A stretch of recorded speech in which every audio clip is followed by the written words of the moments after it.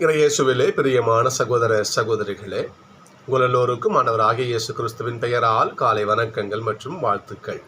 நான் உங்கள் அகஸ்டின் வேதியன். இன்று ஜூன் மாதம் 12ஆம் தேதி 2025ஆம் ஆண்டு. ஆண்டவரின் மடியில் 5 நிமிடங்கள். மனுஷ உறவுக்கு ஒல வைக்கிறதுன்னு சொல்லாமல்ல, மனித உறவுக்கு தீங்கு விளைவிப்பது நிறைய விஷயங்கள் உண்டு. அதில் மிக முக்கியமான விஷயம் ஒன்று, இன்றைக்கு நம்முடைய கருப்பொருள். நம் தியானத்தினுடைய கருப்பொருள் இன்னைக்கு அதான்.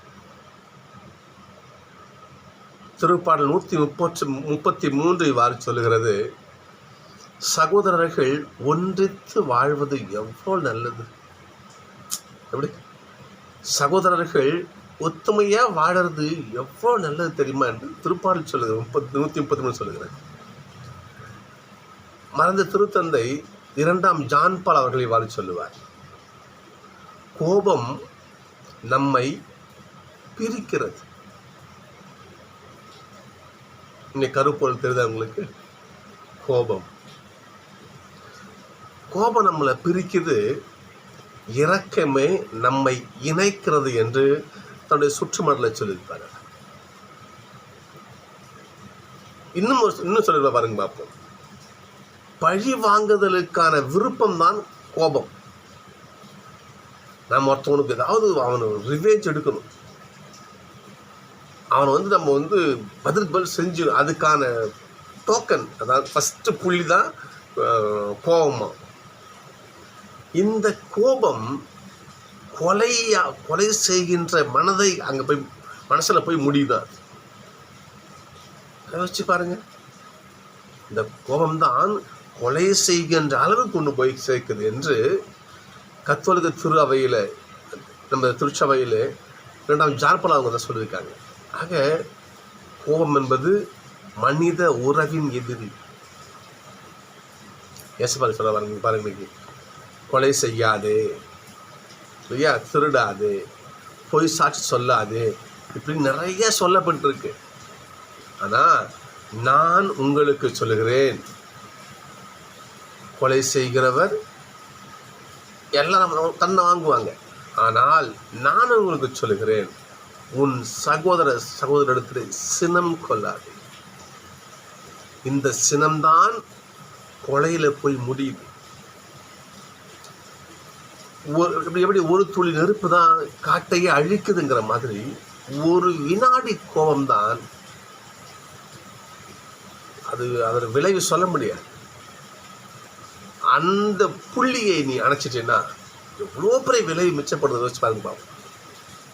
ஆண்டவர் சொல்றேன், கொலை செய்யாதுன்னு சொல்லியிருக்குது, சரிதான், தப்பு இல்லை.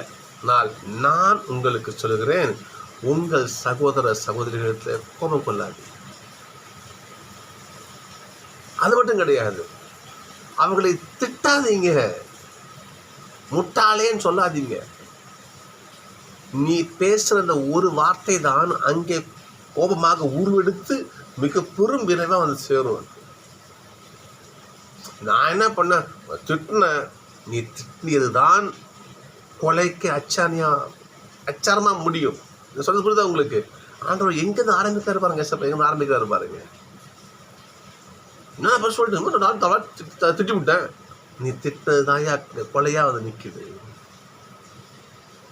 அப்போ என்ன பண்ணுறாரு? பழைய ஏற்பாட்டிலே மோசே உங்களுக்கு என்ன பண்ணாரு? கட்டளை கற்பித்தாரு, கற்றுக் கொடுத்த வாயை சொல்றது, அப்பா நான் வாங்கி கொடுத்தாரு, சரிதான். ஆனால் நான் உங்களுக்கு சொல்லுகிறேன், சினம் கொள்ளாதீர்கள். உங்கள் சகோதரர்களை முட்டாளை திட்டாதீங்க. அப்போ இங்கே ஒற்றுமை இருந்தால், இங்கே அந்த கோபங்கிற புள்ளி இங்கேயே அழிக்கப்பட்டால் ஏன் கொலைக்கு போற நீ? அப்போ எது முதல் புள்ளியோ அதை அழிச்சிடு, வாழ்க்கை பீஸ்ஃபுல்லா இருக்கும். அப்படி அந்த கோபத்தை மனசுக்குள்ளேயே வச்சுக்கிட்டு, மற்றவங்கள வெறுப்புணர்வை மனசுக்குள்ளேயே வச்சுக்கிட்டு ஏன் வீட்டுக்கு நீ வராது? ஆனால் சொல்ல பாருங்க, இன்னைக்கு நீ எனக்கு காணிக்கை செலுத்த முன் வந்தால் உன் சகோதர சகோதரத்திலே மனத்தாங்கள் இருந்தால் உன் காணிக்க தேவைப்படுது.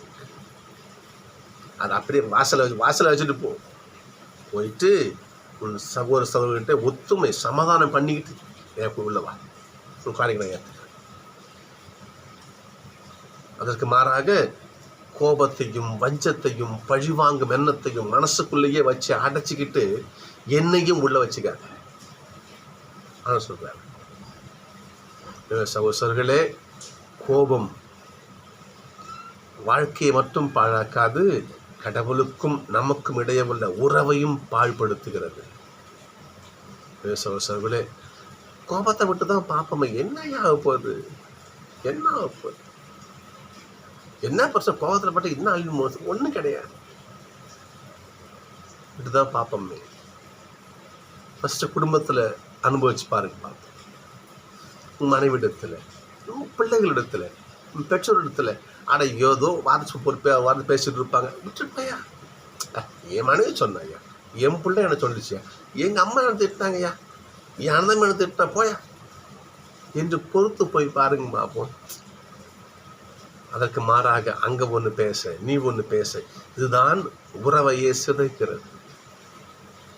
அதைத்தான் ஆண்டவர் இங்கு வெறுக்கிறார்.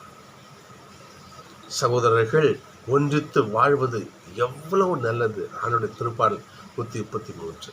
சகோதரர்களே, ஒன்றித்து வாழ்வோம், கோபத்தை விட்டு விடுவோம், பிறரை இகழ்ந்து இகழ்ச்சியுள்ள பேசுவதை விட்டு விடுவோம்.